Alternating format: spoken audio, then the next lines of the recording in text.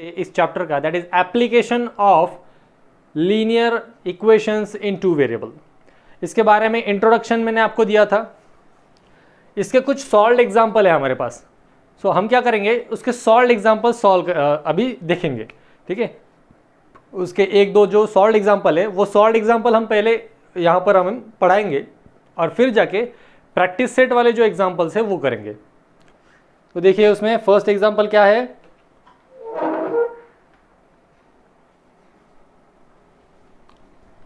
उसमें एक एग्जाम्पल जो है वो डायरेक्टली सॉल्व करके दिया है और दूसरा एग्जाम्पल जो है वो with the help of activity solve करके दिया है, ठीक है। तो दोनों में भी किसी भी तरह से आपको गिवन हो एग्जाम्पल, वो आपको सॉल्व तो करना ही है।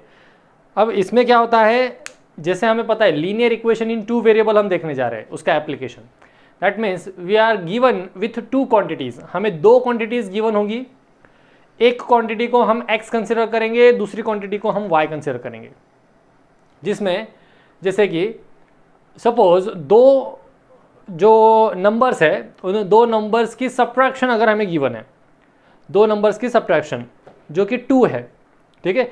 तो जो नंबर दो कंसिडर करेंगे हम, उसमें से x और y ये दो नंबर आप कंसिडर करोगे, तो कौन सा नंबर x होगा और कौन सा नंबर y होगा ये हमें अंडरस्टैंड होना बहुत ज़रूरी है, ठीक है। अगर हम ये कंडीशन अप्लाई कर रहे हैं कि x minus y is equal to 2, क्योंकि गिवन है हमें the difference between two given number is 2, difference मतलब सब्ट्रैक्शन होता है, तो +2 आंसर है ना, तो यहां पर ये x जो है ये लार्जर नंबर होगा और y जो है ये स्मॉलर नंबर होगा, ठीक है। तो इसके अनुसार हमें ये कंसिडर करते हुए फिर एग्जाम्पल को सॉल्व करना है, कौन सा नंबर स्मॉलर होगा, कौन सा नंबर ग्रेटर होगा।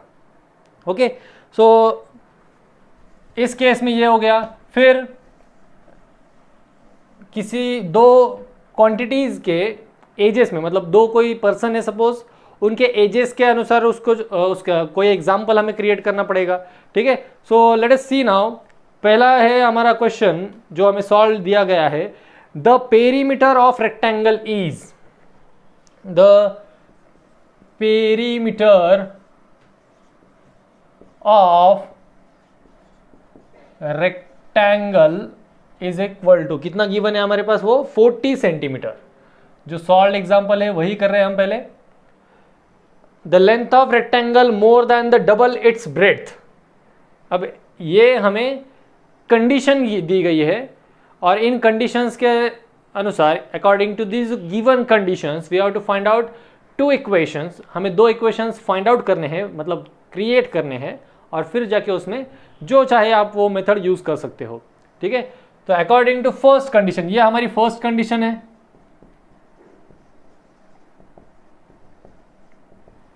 ये perimeter of rectangle is 40 centimetre. अब पेरीमीटर ऑफ रेक्टेंगल, इसमें कौन कौन से पैरामीटर्स आते हैं, रेक्टेंगल के कितने पैरामीटर्स होते हैं, तो दो पैरामीटर्स होते हैं, ठीक है। तो कौन कौन से, वही हमारे एग्जांपल में जो गिवन है वो लेंथ एंड ब्रेड्थ। सो देखिए इसमें क्या करेंगे, फिर किसी एक क्वांटिटी को हम x कंसिडर करेंगे, किसी दूसरी क्वांटिटी को हम y कंसिडर करेंगे। दो क्वांटिटीज हैं हमारे पास। सो लेट, या अजम्पशन का पार्ट जो है वो सबसे पहले आता है, मतलब ये जो गिवन मैंने फर्स्ट कंडीशन लिखा है इससे पहले अगर हम बाय प्रोसीजर जाए तो पहले अजम्पशन का पार्ट आता है। अजम्पशन मतलब लेट लेंथ ऑफ रेक्टेंगल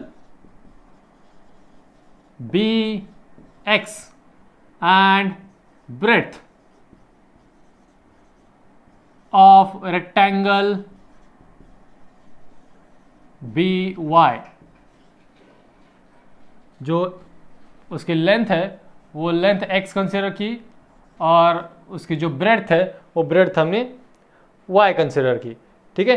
अब जो फर्स्ट कंडीशन दी गई है, अकॉर्डिंग टू दैट पेरीमीटर क्या होता है, पेरीमीटर बोलो, पेरीमीटर ऑफ रेक्टेंगल, फॉर्मूला क्या बनता है, perimeter of rectangle length plus breadth, ठीक है, इंटू 2, मतलब 2 इंटू एल प्लस बी, ये होता है, ठीक है। लेकिन यहाँ पर लेंथ क्या अज्यूम की है हमने, x, ब्रेड्थ क्या अज्यूम की है, y, तो यहाँ पर ये फॉर्मूला बनेगा हमारा 2 इंटू एक्स प्लस वाई, ठीक है। ये हमारे यहाँ पर फॉर्मूला बना, या ये कह सकते हैं हम यहाँ पे कि ये हुआ वो कंडीशन, जिस कंडीशन से हम कह सकते हैं कि इसका पेरीमीटर जो है वो 40 सेंटीमीटर है। मतलब ये जो इक्वेशन बना पहला, that is 2x plus 2y is equal to 40। अब आप इस इक्वेशन को डिवाइड बाय 2 भी कर सकते हो या इसको एज इट इज भी रख सकते हो, ठीक है। It is totally upon you, ये टोटली आप पे डिपेंड करेगा कि आपको इस इक्वेशन को 2 से डिवाइड करना है या इसको एज इट इज रखना है, ठीक है। So to avoid some future calculations, इसके आगे वाले जो है वो कैलकुलेशंस या जो न्यूमेरिक नंबर जो आएगा वो नंबर थोड़ा कम रहे, इसकी वजह से हम इसको डिवाइड बाय 2 करते हैं। तो यहाँ पर हमें ये मिलेगा x plus y is equal to 20। फिर आप यहाँ पर इस इक्वेशन को नंबर 1 कहा तो चल जाता है, ठीक है। According to the first condition हमने ये लीनियर इक्वेशन इन 2 वेरिएबल निकाला है, that is x plus y is equal to 20। अब सेकंड कंडीशन क्या है? सेकंड कंडीशन में उन्होंने दिया है कुछ तो भी रिलेशन है बिटवीन x एंड y। क्या है relation? The length of rectangle is more than the double of its breadth by 2। Length of rectangle मतलब x is double the breadth, is double the breadth मतलब 2y by how much? by 2, ठीक है, by 2। Okay, length of rectangle is double the breadth and more by 2। मतलब देखिए quantities दो है, दो quantities को जब हमें इक्वल करना है तब क्या है, एक है लेंथ एक है ब्रेड्थ, मतलब x एंड y। तो जैसे जैसे हमारे पास ये स्टेटमेंट है उस स्टेटमेंट के अनुसार हम करेंगे। द लेंथ मतलब x is more the double किसके? y के डबल है। x is double the y than 2 और बाय 2, ठीक है। मतलब क्या है, x को अगर हमें y के इक्वल करना है तो क्या करना पड़ेगा? x is equal to 2y plus 2, ये करना पड़ेगा। अब ये किस फॉर्मेट में है? ये x is equal to 2y plus 2 है, इसको हमें x y के टर्म से एक साइड में चाहिए, तो क्या करेंगे हम? ये बनेगा x minus 2y is equal to 2।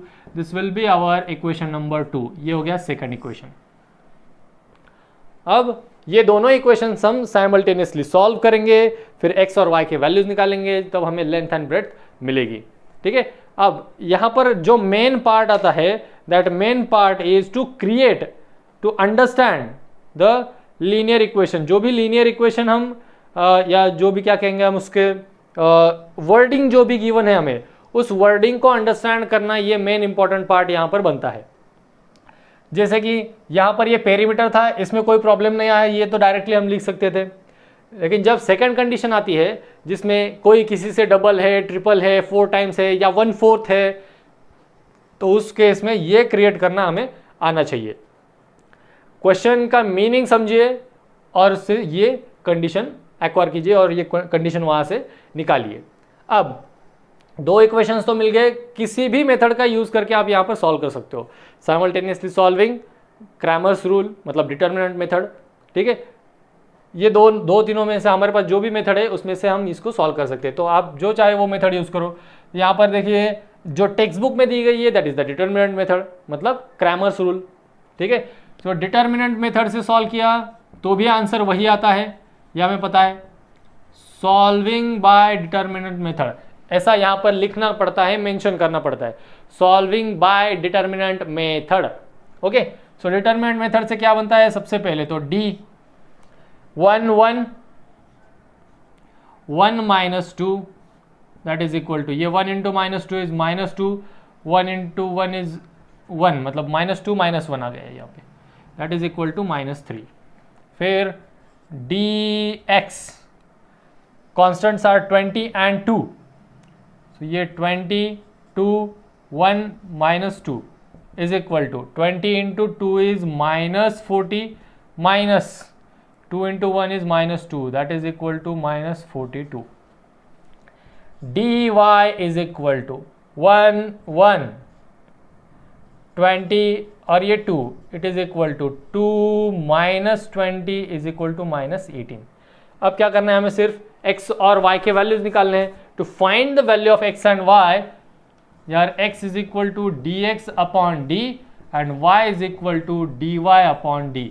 ये फॉर्मूला यूज करते ही हमें x और y की वैल्यू मिल जाएगी। क्या होगी वैल्यू, देखिए x की value -42 divided by -3 which is equal to 14 dy -18 divided by -3 that is equal to 6। ठीक है, सो लेंथ मिली हमें, length of rectangle is 14 centimetre and breadth of rectangle is 6 centimetre. यहां पर ये ऐसा लिखना पड़ता है जब भी वर्डिंग प्रॉब्लम हो, यहीं पर नहीं, किसी भी चैप्टर का वर्डिंग प्रॉब्लम हो तो उसे हमें क्या करना पड़ता है, जो भी हमें x और y के या जो भी वैल्यूज मिले उसको एंड में क्या फाइंड आउट किया ये लिखना पड़ता है। ठीक है, तो यहां पर हम लिखेंगे length is 14 centimetre and breadth is 6 centimetre. ये हमारा वर्डिंग एग्जांपल सॉल्व हो गया। ये एक्चुअल वर्डिंग जो प्रॉब्लम होते हैं ना, इसके वर्डिंग प्रॉब्लम का यही होता है कि वो वर्डिंग में आपको ऐसे उलझा देते हैं। वर्डिंग में जो उलझाना है या वर्डिंग में आपको कितना भी उन्होंने कंफ्यूज किया, उसमें से आपको उसका एक्चुअल मीनिंग क्या है ये मीनिंग आपको डिराइव करना पड़ेगा, वो मीनिंग वहां से आपको उठाना पड़ेगा। जैसे यहां पर क्या दिया था कि length is double more than और मोर बाय 2। लेंथ जो है वो ब्रेड्थ के डबल मोर देन 2 है। ठीक है, मतलब x is equal to 2y plus 2, ये आपको यहाँ पर आइडेंटिफाई करना आना चाहिए।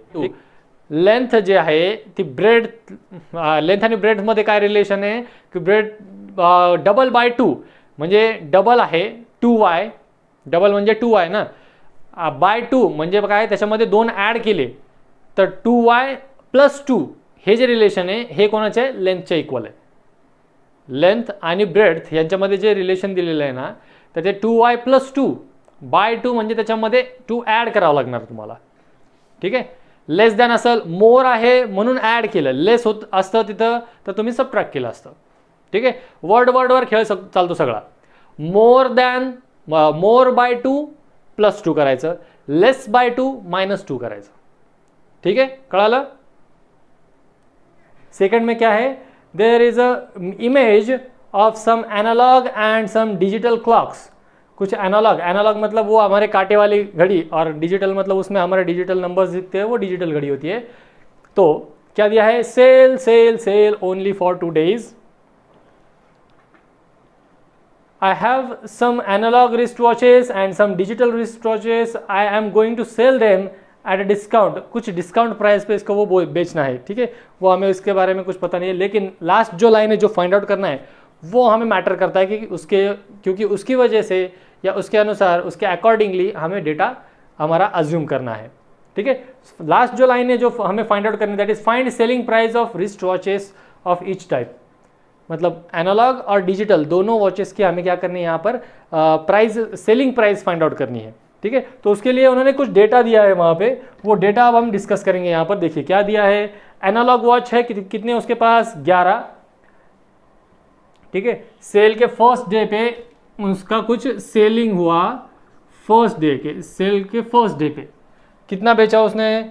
एनालॉग वॉचेस, अब इसको मैं क्या करता हूँ, शॉर्ट में लिखता हूँ, एनालॉग वॉचेस उसने बेचे 11, डिजिटल वॉचेस उसने बेचे 6, और उसके पास जितने अमाउंट आई है, ये अमाउंट मतलब ये रिसीव्ड अमाउंट है, ये बेचने के बाद आई हुई अमाउंट है। क्या है, फर्स्ट डे में उसने कुछ अमाउंट रिसीव की, कितनी अमाउंट रिसीव की, इतने घड़ियाँ, 17 घड़ियाँ बेचने के बाद 4330।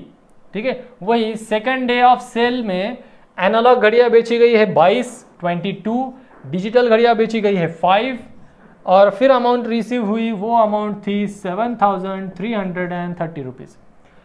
अब इस फॉर्मेट में हमें डेटा गिवन है, और ये डेटा क्या कहता है, 2 टाइप के यहाँ पर वॉचेस है जो बेचे गए, एक एनालॉग है एक डिजिटल है। तो आपको क्या करना है, उन दोनों में से किसी भी एक को x और किसी दूसरे को y कंसिडर करना है।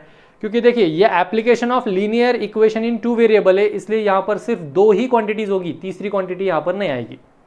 ठीक है, किसी को फिर ये क्वेश्चन आ सकता है, सर आपने कैसे आइडेंटिफाई किया कि, या सपोज ये क्वेश्चन एज इट इज हमारे एग्जाम में आ गया, तो इसको कैसे आइडेंटिफाई करें कि ये लीनियर इक्वेशन इन 2 वेरिएबल ही है या ये क्वाड्रेटिक इक्वेशन का नहीं है, ये कैसे आइडेंटिफाई करना है। ये एनालॉग और डिजिटल दो क्वांटिटीज के बारे में बताया गया, इसलिए ये linear equation in two variable का है। ठीक है, तो दो क्वांटिटीज है, एक क्वांटिटी को x दूसरी क्वांटिटी को y कंसिडर करो। तो यहाँ पर गिवन है, सॉल्व एग्जांपल है, तो यहाँ पर उन्होंने गिवन है कि selling price of analogue watch, जो एनालॉग वॉच है उसकी सेलिंग प्राइस उन्होंने x रुपीज कंसिडर की, और डिजिटल क्लॉक की जो है वो, या डिजिटल वॉच की जो है वो y रुपीज कंसिडर की। ठीक है, अब x रुपीज, x प्राइस से 11 वॉचेस, एनालॉग वॉचेस बेची गई एट फर्स्ट डे, तो ये बन गया 11 into x plus y rate से, रुपीज y रेट से 6 डिजिटल क्लॉक्स बेची गई, मतलब 6 इंटू वाई।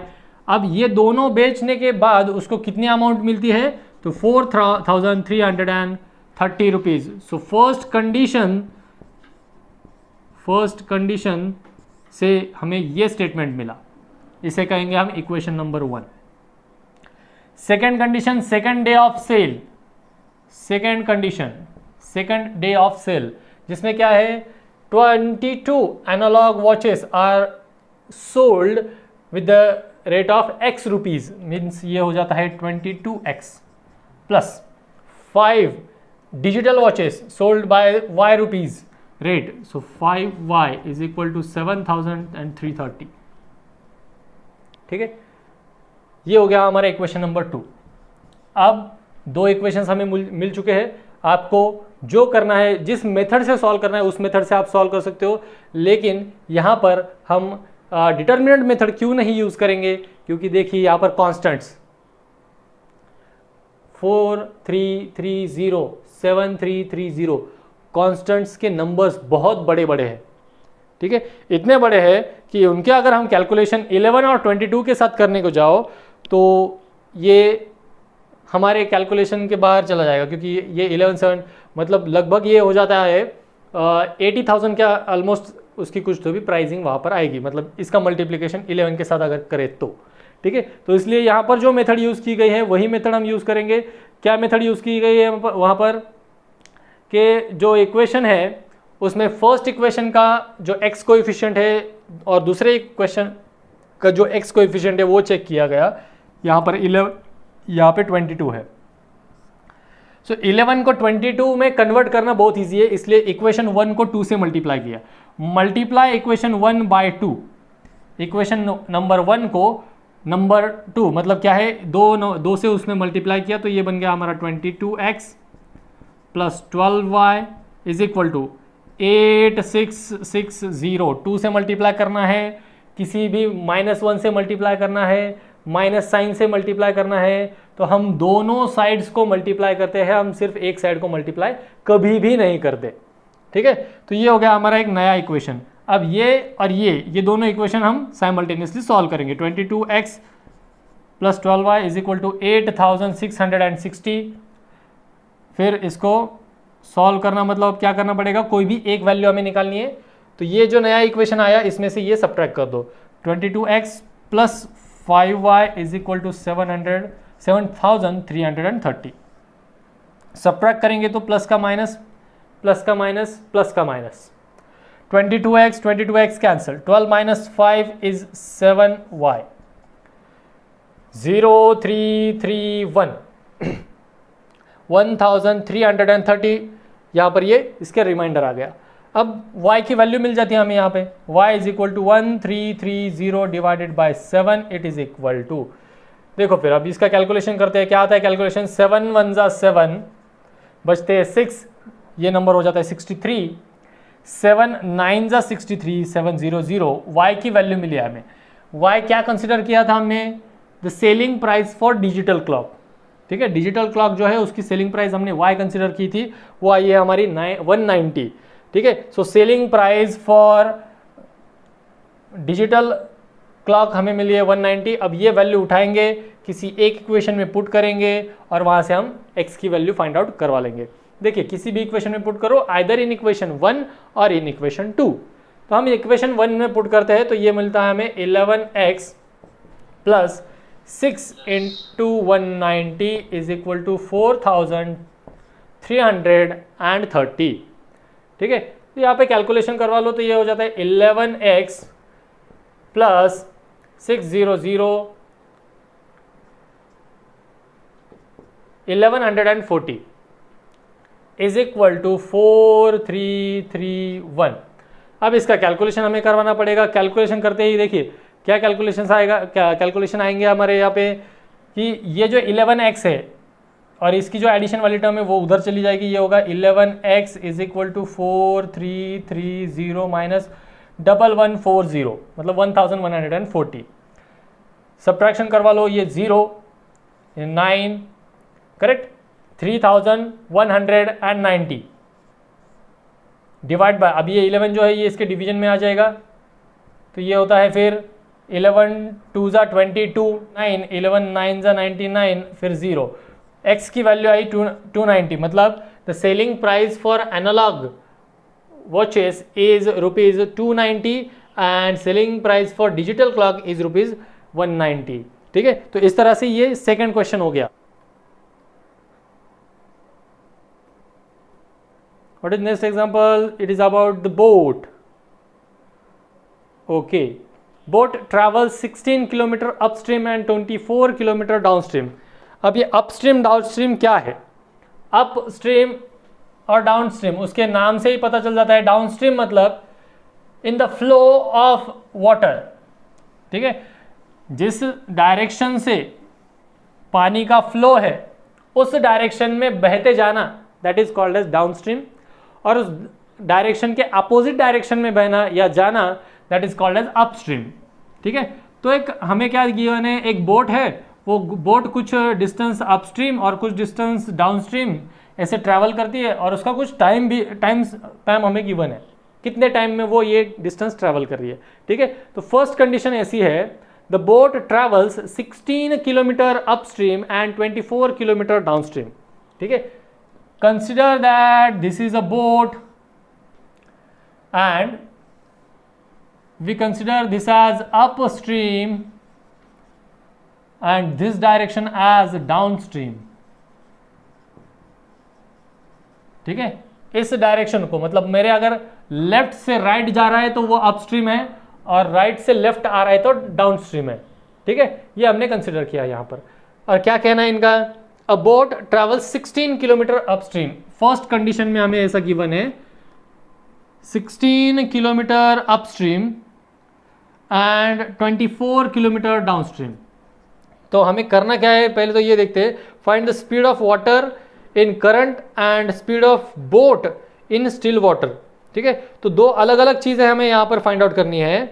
ठीक है, तो वो दो अलग चीजें कौन सी होंगी, तो वो दो अलग चीजें देखिए वो इस तरह से होगी कि पहले तो हमें करना है find out speed of water.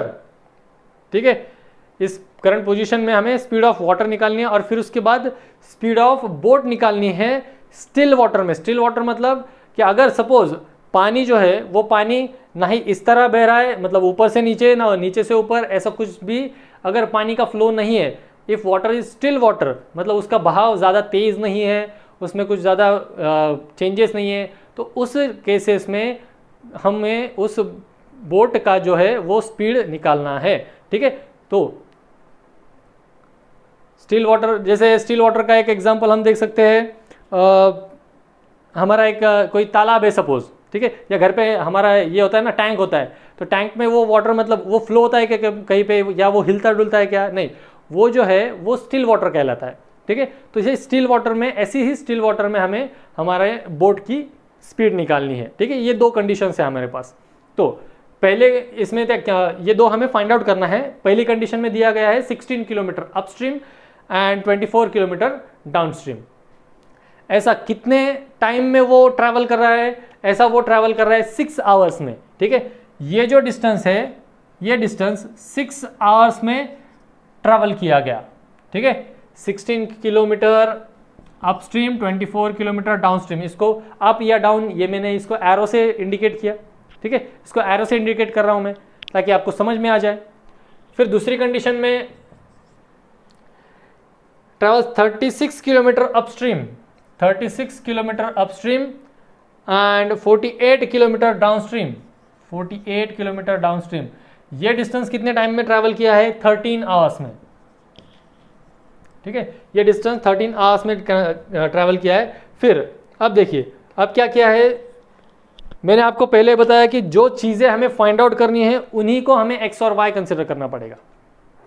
ठीक है, तो इस एग्जांपल में देखिए जो अजम्पशन का पार्ट है, फर्स्ट जो अज्यूम किया गया है that is the part of let the speed of boat in still water.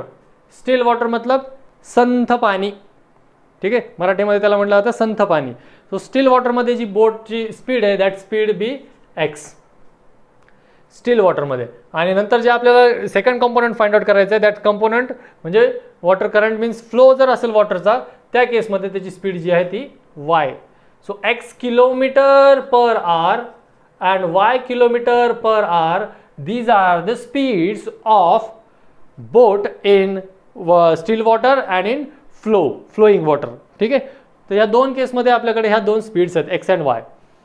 मग आता अपस्ट्रीम डाऊनस्ट्रीम मध्ये, अपस्ट्रीम अँड डाऊनस्ट्रीम या केसमध्ये आपल्याला काय करायचं आहे, या स्पीड्स कन्सिडर करून याचं काहीतरी डेटा फाइंड आउट करायचा with respect to these two conditions. या दोन कंडिशन्स वरून आपल्याला काहीतरी डेटा फाइंड आउट करायचा आहे। काय डेटा येणार तो speed of boat in downstream, speed of boat in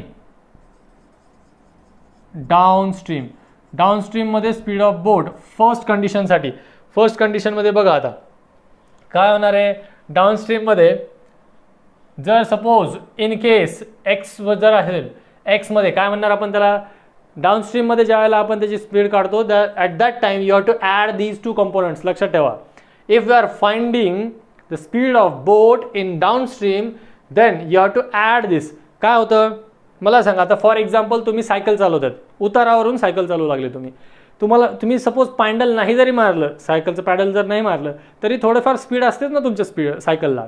okay, त्याच केसमध्ये सपोज जर तुम्ही पॅडल मारतायत तर तुमच्या सायकलची स्पीड वाढेल। ठीक आहे, काय होतंय, तुम्ही जे फोर्स लावू लागले किंवा तुम्ही जे पॅडलिंग करतायत due to that speed of your cycle increases, plus ते जे उतार आहे त्या उतारामुळं पण तुमची स्पीड वाढत जाणार आहे। ओके, तर काय झालं, तुम्ही पॅडलिंग केल्यामुळं आलेली स्पीड आणि उतारामुळं आलेली स्पीड हे दोन्ही त्याच्यामध्ये ॲड झालं। ओके, हे एक केस। सेकंड केस, आता अपस्ट्रीमचा एक्झाम्पल सांगतोय, नीट ऐका, explaining upstream. Upstream means what, तुम्ही उतारावर नाही, आता तुम्ही चढावर सायकल चढवू लागले। ठीक आहे, चढावर सायकल चढवल्यानंतर काय होतं आहे, तुम्हाला पॅडलिंग तर करावीच लागते, पण इथं तुमची जी काही स्पीड आहे ती speed due to the upstream, due to that तुमचा जो काही चढ आहे त्या जे चढायचं आहे तुम्हाला त्या चढामुळं तुमच्या सायकलला स्पीड मिळेल अजून का स्पीडमध्ये तुमच्या रिपल्शन येईल, काय म्हणून आपण त्याला अपोज होईल तुमच्या स्पीडला। करेक्ट, सो अपोज झाल्यामुळं काय झालं, जी स्पीड उतारावर तुम्हाला खाली फास्टमध्ये येण्यासाठी मदत करत होती, जी तुमच्या स्पीडमध्ये स्पीड ॲड करत होती, तीच स्पीड ज्यावेळेला तुम्ही चढावर चढताय त्या टाईममध्ये त्या केसमध्ये ते तुम्हाला अपोज करणार, म्हणजे ते तुम्हाला सबट्रॅक्ट करावं लागणार। ओके, तो speed in downstream is X plus Y suppose, and speed in upstream exactly opposite X minus Y. डाउनस्ट्रीममध्ये एक्स प्लस वाय, अपस्ट्रीममध्ये एक्स मायनस वाय, अशा तिथं स्पीड्स आपल्या कन्सिडरेशनमध्ये आलेल्या आहेत। And speeds are considered, the unit of speed is kilometre per hour. ठीक आहे, डिस्टन्स अपॉन टाइम असतं ना, so it is kilometre per hour that is. So upstream downstream म्हणजे हे कसं आहे, प्रवाहाच्या सोबत किंवा प्रवाहाच्या अपोजिट डायरेक्शनमध्ये, हे असं असतं अपस्ट्रीम डाउनस्ट्रीममध्ये। हो ना, इथं सध्या आपलं पाण्याचं, मी सायकलचं उदाहरण तुम्हाला याच्यासाठी सांगितलं की याची ॲडिशन का झाली, एक्स प्लस वाय याची ॲडिशन का झाली आणि हे एक्स मायनस वाय ह्याच्यात सबट्रॅक्शन का झाली, याच्यासाठी मी तुम्हाला सायकलचं एक्झाम्पल सांगितलं। हा फॉर्म्युला आहे याचा, speed of boat in downstream that is X plus Y kilometre per hour and upstream is x minus Y kilometre per our. या दिलेल्या डिस्टन्सेसवर तुम्ही जाऊ नका, हे डिस्टन्स दिलेले तुम्हाला 6 तासामध्ये, हे 16 आणि 24 हे तुम्हाला 6 तासामधलं डिस्टन्स दिलेलं आहे, आणि 36 आणि 48 हे 13 तासामधलं डिस्टन्स दिलेलं आहे। ह्या डिस्टन्सेसवर जाऊ नका। ठीक आहे, हे डिस्टन्सेस आहेत, स्पीड अँड डिस्टन्स हे वेगवेगळ्या क्वांटिटीज आहेत। हे तुम्हाला सायन्समध्ये मे बी झालेलं असेल किंवा होईल इथून पुढे। स्पीड आणि डिस्टन्स या वेगवेगळ्या क्वांटिटीज आहेत। ठीक आहे, स्पीड जी आहे ही डिस्टन्सवर बेस असते, बट कधी when its ratio is taken with the time, स्पीडचा रेशो ज्या वेळेला टाईमसोबत घेतला जातो तेव्हा ती डिस्टन्सचा रेशो ज्या वेळेला टाईमसोबत घेतला जातो तेव्हा ती स्पीड बनते. ठीक आहे. सो किलोमीटर पर आवर हे त्याचं आपल्याकडचं काय म्हणू आपण त्याला, त्याचं युनिट आहे. मी काय म्हटलं, डिस्टन्सेसमध्ये टेन्शनच नाही घ्यायचं सध्या फक्त ही स्पीड कशी आली एवढं लक्षात ठेवा. हे x+y किलोमीटर पर आवर आणि x-y किलोमीटर पर आवर एवढं जे काही सांगितलं मी ह्याच्यामधनं काय लक्षात ठेवायचं की बाबा स्पीड आहे ज्याच्यामध्ये जर डाऊनस्ट्रीम म्हणलं तर दोन स्पीडची याच्यामध्ये आपल्याला ॲडिशन करावं लागते आणि जर सपोज अपस्ट्रीम म्हणलं तर आपल्याला सबट्रॅक्शन करावं लागते. This is the main tagline of this particular example up to this step. या एक्झाम्पलचं जे सोल्युशन आहे या स्टेपपर्यंतचं एवढं आपल्याला लक्षात ठेवायचं. ठीक आहे. आता नेक्स्ट बघा, फॉर्म्युला सांगतो तुम्हाला. कोणता फॉर्म्युला आहे आपल्याकडं, जर स्पीडचा फॉर्म्युला किंवा डिस्टन्समध्ये आपण फॉर्म्युला डिलिंग करतो की distance is equal to speed into time, किंवा हाच फॉर्म्युला लिहिला जातो speed is equal to distance divided by time. ठीक आहे. किंवा या फॉर्म्युलाला आपल्याला ह्याला पण इंटरचेंज करता येतं. काय, याला आपण असं करू शकतो की time is equal to distance divided by speed. या फॉर्म्युला आपल्याला पाहिजे तसं मोल्ड करता येतं, कारण की हे आहेत मॅथमॅटिकल क्वांटिटीज. बरोबर आहे ना. इथं तुम्ही काय ठेवणार आहेत या फिजिकल क्वांटिटी, बरोबर आहे, तुमच्या फिजिक्समधल्या क्वांटिटीज आहेत. पण इथं यांना मॅथमॅटिकल फॉर्ममध्ये ठेवलं आहे. दोन क्वांटिटी इथं मल्टिप्लिकेशनमध्ये, एक क्वांटिटी तुम्ही LHSला शिफ्ट केली, ती तिकडून काय होणार आहे मल्टिप्लिकेशनमधून डिव्हिजनमध्ये येऊन जाईल. ठीक आहे. सो असे ऑपरेशन्स आपल्याला या क्वांटिटीजमध्ये करता येतात. सो आता या तीनपैकी एक रिलेशन जे आहे हे आपल्याला या एक्झाम्पलमध्ये यूज केलेलं आहे. ठीक आहे. एक्झाम्पलच्या सोल्युशनमध्ये यूज केलेलं आहे. आणि ते एक्झाम्पलचं किंवा ते जे आहे ते कोणतं आहे, time is equal to distance divided by speed. आपल्याला काय काढायला सांगितलेलं आहे, स्पीड काढायची आहे. सध्या हे फॉर्म्युला याच्यामध्ये यूज झालेला आहे, time is equal to distance upon speed to find out the linear equation किंवा लिनियर इक्वेशनसाठीची कुठली तरी केस फाइंड आउट करण्यासाठी आपल्याला आता हा फॉर्म्युला यूज करायचा. बघा मग काय, फर्स्ट केसमध्ये डिस्टन्स आणि स्पीड किती आहे, फर्स्ट डाऊनस्ट्रीमला जर चेक केलं तर x+y ही स्पीड आहे. डिस्टन्स बघा डाऊनस्ट्रीममध्ये, किती डिस्टन्स आहे इथं 24 आणि इकडे किती आहे डिस्टन्स 48. मग आता याच्यातलं नेमकं कोणता डिस्टन्स घ्यायचा आपण, या दोन केसेस आहेत आपल्याकडं. ही फर्स्ट केस आहे, ही सेकंड केस आहे. हे 16 हे अपस्ट्रीम आहे, हे डाऊनस्ट्रीम हे 24 आहे. 36 हे अपस्ट्रीम आहे, 48 हे डाऊनस्ट्रीम आहे. मग आता इथं दोन डाऊनस्ट्रीम आहेत आपल्याकडे, यातलं कोणतं डाऊनस्ट्रीम आपण कन्सिडर करणार, तर फर्स्ट केसमधलं फर्स्ट म्हणजे 24. मग हे झालं 24 divided by x+y. So first केसमधला डाऊनस्ट्रीम जे आहे ते कन्सिडर करणार. कारण लक्षात ठेवा, ज्या वेळेला आपण या टाईपचे क्वेश्चन सॉल्व केले होते इथं डिव्हिजनमध्ये x+y आलं ना, so 1/x+y plus 1/x-y is equal to suppose 4 अशी काहीतरी क्वांटिटीज आपल्याकडे होती या टाईपच्या क्वेश्चनमध्ये. म्हणून काय झालं आता इथं पण तसेच तुमचे एक्स आणि वायच्या रिलेशनमधले असे एक्झाम्पल्स क्रिएट होतील. असे लिनियर इक्वेशन न होता असं डिनॉमिनेटरला ते येणार आता. ठीक आहे. सो 24 डिवायडेड बाय x+y ही एक कंडिशन झाली. कशासाठीची, डाऊनस्ट्रीमसाठीची. नाही तसं बिलकुल नाही करायचं. तसं बिलकुल का नाही करायचं, कारण की ही फर्स्ट केस आहे आणि ही सेकंड केस आहे. असं कन्सिडर करा की तुम्ही पहिल्या दिवशी 6 तास सायकल चालवली, याच्यामध्ये अपस्ट्रीम आणि डाऊनस्ट्रीम आहे, आणि दुसऱ्या दिवशी पुन्हा 13 तास सायकल चालवली, ह्याच्यात अपस्ट्रीम आणि डाऊनस्ट्रीम आहे. त्याच्यामुळे दोघांची ॲडिशन नाही करायची कधीच. ठीक आहे. सो हे झाली डाऊनस्ट्रीमची तुमची स्पीड किंवा टाईम ह्याच्यामध्ये, आणि अपस्ट्रीमचा. आता हे सगळं टाईममध्ये का कन्वर्ट करतो आपण, ह्याचा फायनल रिझल्ट जो आहे तुम्हाला टाईममध्ये दिलेला आहे. हे 16 किलोमीटर अपस्ट्रीम आणि 24 किलोमीटर डाऊनस्ट्रीम हे 6 तासामध्ये डिस्टन्स कव्हर झालेले आहे. दॅट्स वाय इथं आपण हा टाईमवाला रिलेशन यूज केला किंवा टाईमवाला फॉर्म्युला यूज करतोय. Time is equal to distance divided by speed. ठीक आहे. So 24 kilometre downstream plus 16 kilometre upstream म्हणजे 16 डिवायडेड बाय x-y हे किती वेळात गेलं, हे 6 आवर्समध्ये गेलं. करेक्ट. हे इक्वेशन कसं आलं हे कळालं कसं. मग सेम असं त्याचा सेकंड कंडिशनमध्ये अपस्ट्रीम डिस्टन्स इज 36 किलोमीटर, अपस्ट्रीमचा डिस्टन्स आहे 36 किलोमीटर, म्हणजे 36 divided by X minus Y. 36 kilometre distance travel केलं, त्याची स्पीड किती आहे, X minus Y kilometre per hour. And 48 downstream आहे, so 48 divided by X plus Y, हे डिस्टन्स किती टाईममध्ये ट्रॅव्हल केलं, तर 13 आवर्समध्ये ट्रॅव्हल केलं. हे झालं तुमचं इक्वेशन 1 आणि हे झालं इक्वेशन 2. नाव substitute 1 upon x plus y is equal to m and 1 upon x minus y is equal to n. ही सबस्टिट्यूशन मेथड त्यांनी यूज केली आणि याच्यामध्ये मग सोल्युशन काढलं. ठीक आहे, सगळ्यांनी सॉल्व्ह केला असेल तर इथून पुढचं सोल्युशन तुमच्याकडे असेल ते तुम्हाला लक्षात येऊन जाईल.